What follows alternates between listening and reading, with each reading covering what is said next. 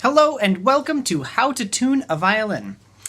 This is probably the hardest part about learning an instrument online. If you can get through this, we can get through pretty much everything else. Now, if you got your violin from a violin shop or from the rental program or the loan program that I do, then it's probably already mostly in tune. Most of the time, when they go out of tune, they go flat. And that's excepting when they get really hot. So if you left it in the car or something, it's going to get hot. But they go flat because the strings are trying to loosen all the time. It's a fight against physics. And most of the time, when they go flat, they just go flat a little bit. And so I'm going to show you the easiest way to tune a violin first. And we're going to start with the high string here. And that's a flat E. Ugh, shouldn't sound like that. I'm going to take a snark tuner. There are also lots of good free tuning apps on smartphones that you can get. I think Guitar Tuna, spelled like the tuna fish, is one of the world's easiest and probably best to use. It also has a violin thing, so if you download the Guitar Tuna, one of the first things it'll ask you is, which instrument are you tuning? And you would say violin. But here we are. I've got the snark. I'm not gonna put it on the peg like I was just about to do. I'm gonna put it on the scroll, and I'm gonna try to turn it so that you can also see what we're doing here. Like this, or so. Okay, there we go. And I'm going to pull up, what I'm going to do is pluck the string with my left hand while turning the fine tuner with my right hand. And to tighten the string, tightening it will make it go sharper. To tighten it, we turn the fine tuner clockwise. So starting at 12 o'clock and moving 1, 2, 3 in that direction. What that does is it turns the screw down, pulling this lever back, which is going to tighten the string. So here we are, E, and it says it is registering it as a pretty flat E. You can see that there. But I'm going to turn the fine tuner a little bit. And I'm going to keep plucking it while I'm turning until the snark says that we are in the middle. And that's all there is to it. Okay, now let's do the same thing with the A string. Also flat, so I'm going to go to the A fine tuner and then turn clockwise, like that.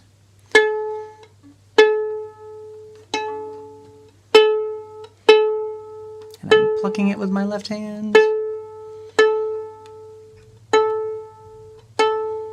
Now, if you want to, you can hold it this way and pluck with your right hand. Doesn't really matter how you do it, I guess. But we're going to keep going until it gets into that middle bar, and there's A. And then we're going to go to the D string, which if it's out of tune, it's likely to kind of be in about this range, probably not even that severe. So usually just small turns, like we give it a quarter or a half turn at a time is enough, and 3 or 4 turns is usually plenty. If you know that the string is very out of tune, it might take more. We're getting closer.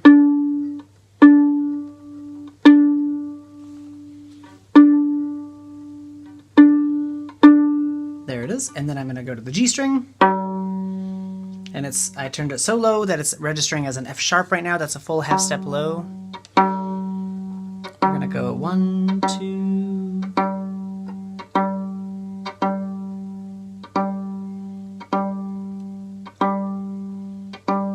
Very good. Okay, so there's what a good G should sound like. Now, by the time we've changed all 4 of these, it may have changed some of the first ones. These were just fine tunes, though, like, small changes, so it doesn't change the tension so much.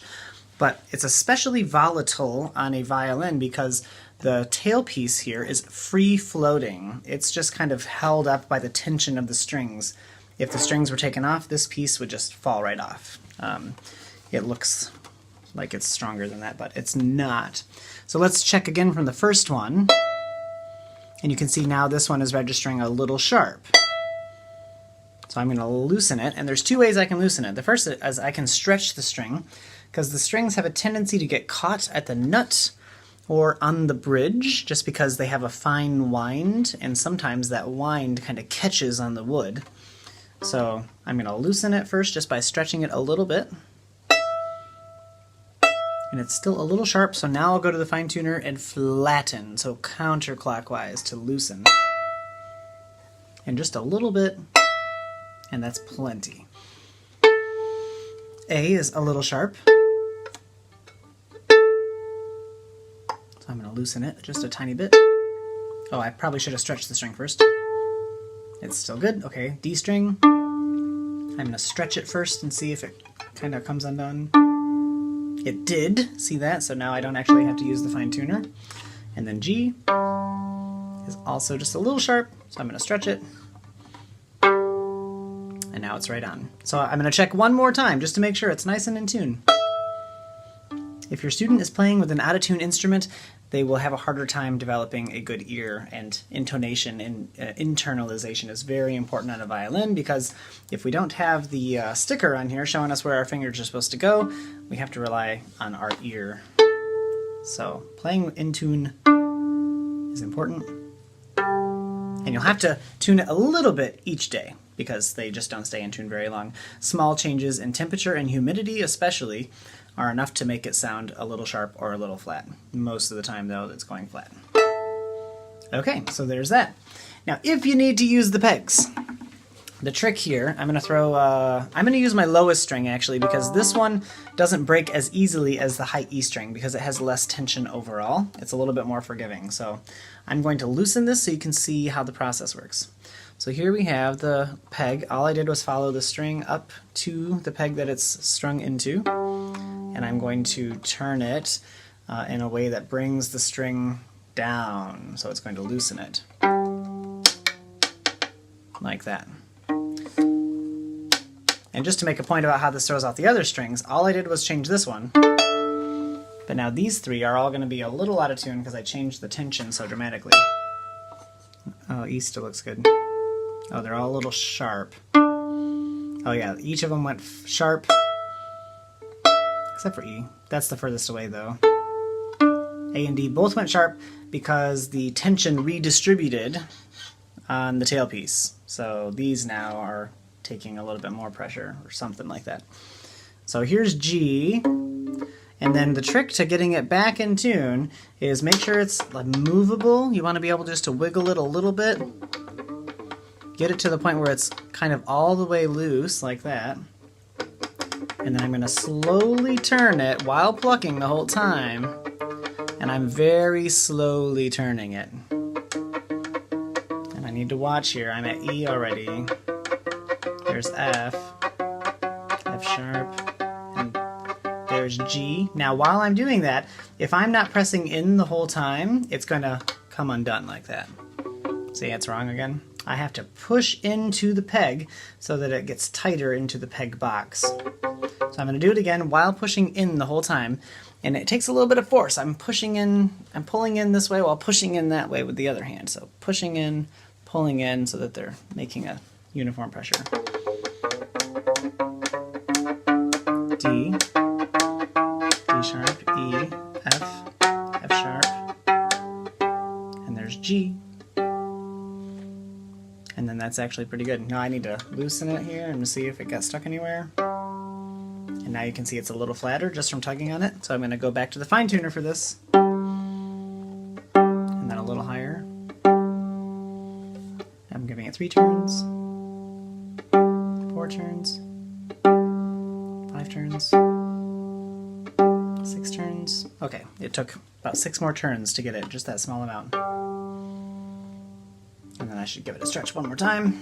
And it's still pretty good. Now, since the pressure on this one is the same as it was when the other ones were in tune, and I've resumed that pressure, these strings should be back in tune without having to tune them again, because we've balanced out the pressure on the tailpiece. So let's check.